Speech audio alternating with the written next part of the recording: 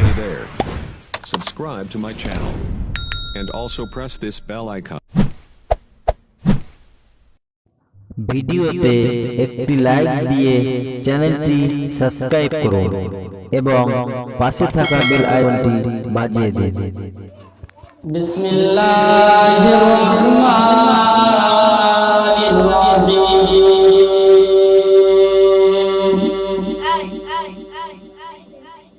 মা কানা মুহাম্মাদুন আবা আহাদিন মির রিজালিকুম ولكن رسول الله وخاتم النبيين وكان الله بكل شيء عليما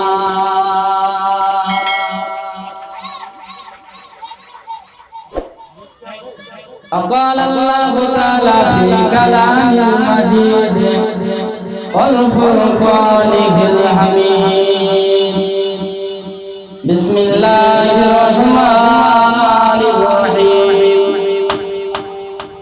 قل إن كنتم تحبون الله فاتبعوني يحببكم الله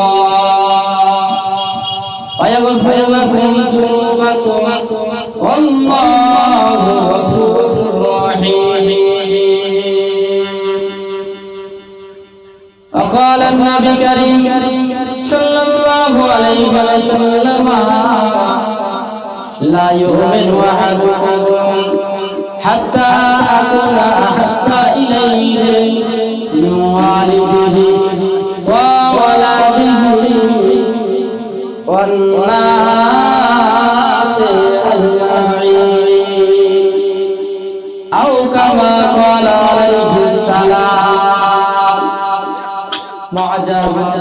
সম্মানিত উলামায়ে কেরাম বিশেষ করে ফুরফুরা শরীফ থেকে আদিকা জনাব জনাকে বলা আমার সম্মুখে বসে থাকা দিনদার আল্লাহ ভাইরা স্নেহের ছোট ছোট বাচ্চারা পর্দার অন্তরালে আমার মা ও বোনেরা আল্লাহ পাকের দরবারে লাখ লাখ শুকরিয়া যে আল্লাহ পাক আমাদেরকে একটা মূল্যবান সময় দান করেছেন তার নবীর জন্মদিবস উপলক্ষে বসে ওয়াজ এবং নসিহত শোনার জন্য। তাই আল্লাহ পাকের শুকরিয়া আদায় করি সকলে অন্তরে থেকে জান ভরে বলুন আলহামদুলিল্লাহ। আচ্ছা, আল্লাহ পাকের শুকরিয়া আদায় করতে কোনো অসুবিধা আছে কি? তাহলে এত আস্তে কেন? যে আল্লাহ পাক খাওয়ায় পানি করায়, যে আল্লাহ পাক নিঃশ্বাস নেয়, নিঃশ্বাস নেওয়ার তৌফিক দান করেছে, যার অক্সিজেনে আমরা বেঁচে আছি। হাসপাতালে 1 ঘন্টা যদি কেউ অক্সিজেন নেয় 1000, 1500, 500 টাকা দিতে হয়, আর আমরা 24 ঘন্টা অক্সিজেন নিচ্ছি, টাকা দিতে হচ্ছে।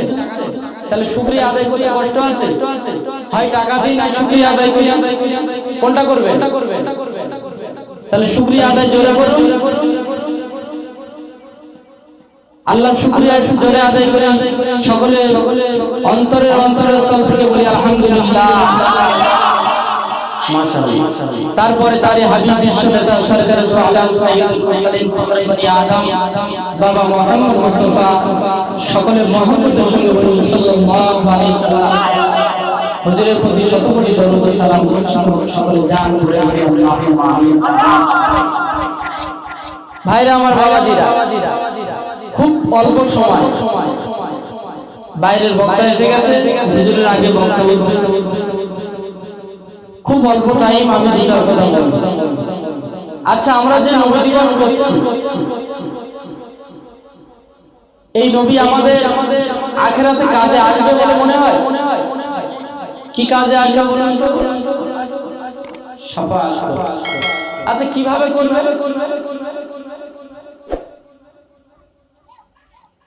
ধরুন আমার ছেলেটা দেখে আমি ভাত খাওয়াবো, বা আমার পরিচিত একটা ছেলেকে আমি ভাত খাওয়াবো।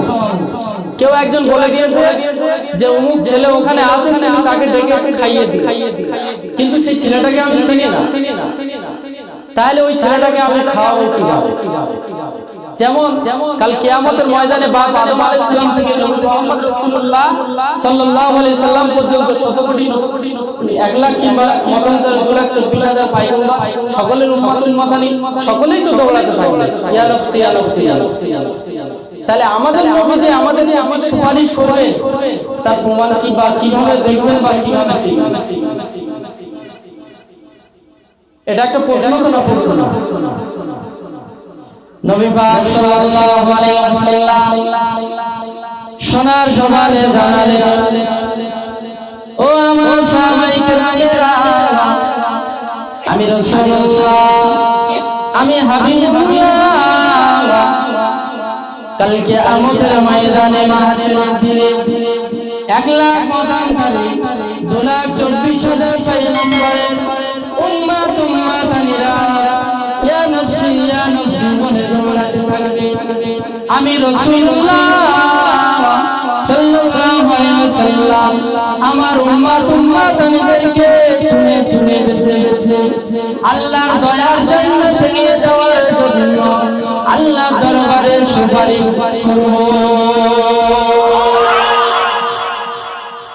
আমাদের আম্মা জান হযরত আয়েশা সিদ্দিকা রাদিয়াল্লাহু তাআলা আনহা রাসূলুল্লাহকে প্রশ্ন করলেন, ইয়া রাসূলুল্লাহ ইয়া হাবিবাল্লাহ, 1 লাখ মতান্তরে 2,24,000 পয়গম্বরের উম্মত উম্মাতানিরা সকলে ইয়া নফসি বলে দৌড়াতে থাকবে।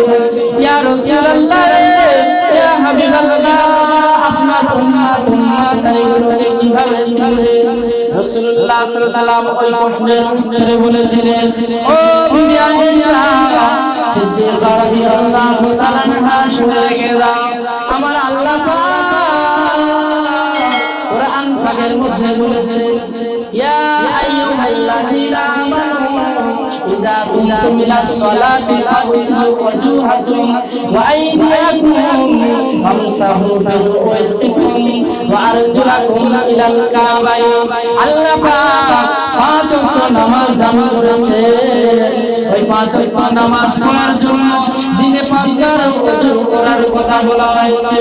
আর এই 5 বার ওযু করার কারণে যে অঙ্গ প্রত্যঙ্গগুলো আমার উম্মাত উম্মাতানিরা করে, কাল কিয়ামতের ময়দানে মাঝের দিনেতে যখন লক্ষ লক্ষ কোটি কোটি উম্মাত উম্মাতানিরা দৌড়াতে থাকবে, আমার উম্মাত উম্মাতানিরা তাদের ভিতরে দৌড়াতে থাকবে, কিন্তু আমার উম্মাত উম্মাতানিগুলো ওই সমস্ত অঙ্গ প্রত্যঙ্গগুলো আমার আল্লাহ নূর দ্বারা পরিবর্তন করে দেবে। সব নবীর উম্মতরা শুনবে, কিন্তু আমার নবীর উম্মতের ফ্যাসিলিটিটা কি? যেগুলো ওযুর সময় দেওয়া হয় কুনি পর্যন্ত, মুখমণ্ডল, পায়ের টাকনু পর্যন্ত, এগুলো আমরা ধুই না। এই ধোয়ার কারণে আল্লাহ পাক রব্বুল আলামিন কাল কিয়ামতের ময়দানে মাহশরের দিনে কি করবেন? নূর দিয়ে পরিবর্তন করে দেবেন। আর নূর দেওয়ার কারণে নূরে ঝকমক ঝকমক করতে থাকবে। রাসূলুল্লাহ দেখে পারবে না? পারাটা সহজ না কঠিন? যদি 10টা কালো ছাগল ঘুরে বেড়ায়, তার ভিতরে যদি বলে দিই পেট সাদা যে ছাগলটা ওটা আমার ছাগল, তাহলে আপনার চিন্তা অসুবিধা হবে? তা রাসূলুল্লাহ সাল্লাল্লাহু আলাইহি ওয়াসাল্লাম কোটি কোটি কোটি কোটি উম্মাত উম্মাতানিরা সকলে ইয়া নফসি বলে দৌড়াবে, কিন্তু আমাদের নবীর উম্মাত উম্মাতানিরা আমরা যারা মুসলমান আখিরি জামানার নবীর উম্মাত, আমাদের এই অঙ্গ প্রত্যঙ্গগুলো আল্লাহ পাক নূর দ্বারা পরিবর্তন করে দিবেন। আর সেই নূর দ্বারা পরিবর্তন করলে নবী পাক বেছে বেছে চুনে চুনে তাদেরকে জান্নাতে যাওয়ার জন্য আল্লাহ পাকের দরবারে সুপারিশ করবে।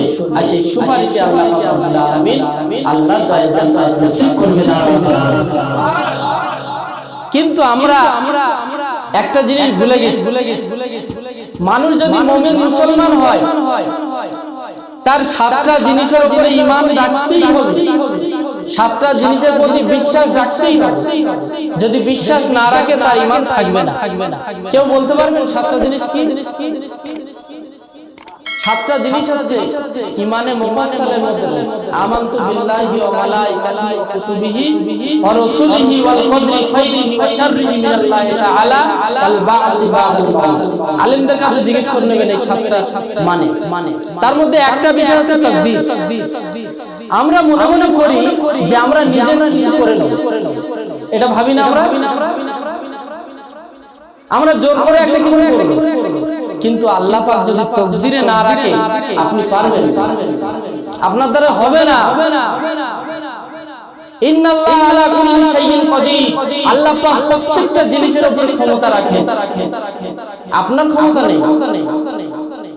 আপনি যদি মনে করেন আমার বুদ্ধি দিয়ে, আমার শক্তি দিয়ে, আমার জনবল দিয়ে কিছু করব, এটা হয় না। আল্লাহ পাক যতক্ষণ পর্যন্ত না চান। আমরা তাকদীরটা ভুলে গেছি। তাকদীরটা কেমন ভুলে গেছি? তাকদীরটা কেমন ভুলে গেছি? আমি এখান থেকে দিল্লি যাব, দিল্লি তো দিল্লি যাব, শিয়ালদা স্টেশনে আমি টিকিট কেটেছি, রাজধানী এক্সপ্রেসে যাব, ট্রেনের টাইম দিয়েছে ঠিক 7টায়। কটায়? 7টায়। তো আমি এখান থেকে বার হয়েছি, বাড়ি থেকে যেতে যেতে রাস্তায় জামে পড়ার কারণে আমি শিয়ালদা স্টেশনে পৌঁছতে আমার 10টা মিনিট লেট। আচ্ছা, আপনার জন্য কি ট্রেন দাঁড়াবে? ট্রেন আপনার জন্য দাঁড়াবে না। এর আপনি যখন গিয়েছেন, গিয়ে দেখছেন যে ট্রেনটা ছেড়ে চলে যাচ্ছে, ঠিক আছে? তো ট্রেনটা যখন ছেড়ে চলে যাচ্ছে তখন আপনি কপালে চমক, যা আমার ভাগ্যটা খারাপ, আমার ট্রেনটা পেলাম না, এত কষ্ট করে আসলো। তোমার তাকদীরে কি ট্রেনটা আছে কি? নেই বলে তুমি যাও। এখন দেখা যাচ্ছে আসানসোল স্টেশনে গিয়ে ট্রেনটা অ্যাক্সিডেন্ট করে, আর অ্যাক্সিডেন্ট করে 400 লোক মারা গেছে। তারপরের দিন আপনি খবরের কাগজে দেখছেন, তখন আপনি কি বলছেন? আলহামদুলিল্লাহ, আমি যদি না যেতাম, আমি যদি যেতাম তাহলে হয়তো অ্যাক্সিডেন্ট করে মরে যেতাম। তাহলে যেটা ভালো সেটা আমরা ভালো মনে করি, তাকদীরটার কথা আমরা মনে করি না। এই জন্য কথা হলো যে তাকদীরকে আগে বিশ্বাস করতে হবে যে আল্লাহ পাক আমার তাকদীরে যেটা রেখেছে সেটাই হবে। জনবল, লোকবল, বুদ্ধি কাজে আসবে। আমাদের একটা জিনিস সকলে জেনে রাখতে হবে যে আল্লাহ পাক রব্বুল আলামিন, আমি যখন মায়ের পেটেও আসিনি তখন আল্লাহ পাক আমার জন্য তাকদীরটা লিখে রেখেছে, ঠিক আছে? এই জন্য আল্লাহ পাকের হুকুম, আদেশ, নবী পাক সাল্লাল্লাহু আলাইহি ওয়াসাল্লামের তরিকা অনুযায়ী যদি আমরা জীবনটা বাস্তবায়ন করতে পারি, আমাদের সব সমস্যার সমাধান হয়ে যাবে। আমরা হয়তো অনেক কিছু মনে করছি, আমরা হয়তো অনেক কষ্ট মনে করছি, কিন্তু এই কষ্টটা কোনো কষ্ট না যদি আমরা নবী পাক সাল্লাল্লাহু আলাইহি ওয়াসাল্লামের আখলাকের উপরে জীবন বাস্তবায়ন করতে পারি। কারণ নবী পাক সাল্লাল্লাহু আলাইহি ওয়াসাল্লাম জিন্দেগি ইসলামকে আনার জন্য অনেক কষ্ট করেছে, পাথর ছুঁড়েছে নবী পাকের উপরে, চাবুক দিয়ে আঘাত করেছে, নবী পাক সাল্লাল্লাহু আলাইহি ওয়াসাল্লাম নিজের দাঁত মুবারকটা শহীদ করেছেন। কত না কষ্ট নবী পাক পেয়েছেন। তাহলে আমরাও সেই জীবনে বাস্তবায়ন যদি করতে চাই তাহলে আমাদেরও সেই কষ্ট স্বীকার করতে হবে। ভাইরা আমার, বাবাজিরা, বেশি কিছু বলার জায়গা এটা নয়, খুব অল্প সময়। বাইরের আলেম এসে গেছে, যে যেখানে ঘুরে বেড়াচ্ছেন সকলে চলে আসুন। আপনাদের সম্মুখে খুব অল্প সময় জনাব হযরত মাওলানা জুম্মান আলী সাহেব ওয়াজ নসিহত করবেন। সকলে ধীর মস্তিষ্কে শুনুন, সকলে মহব্বতে শুনুন। শরীফ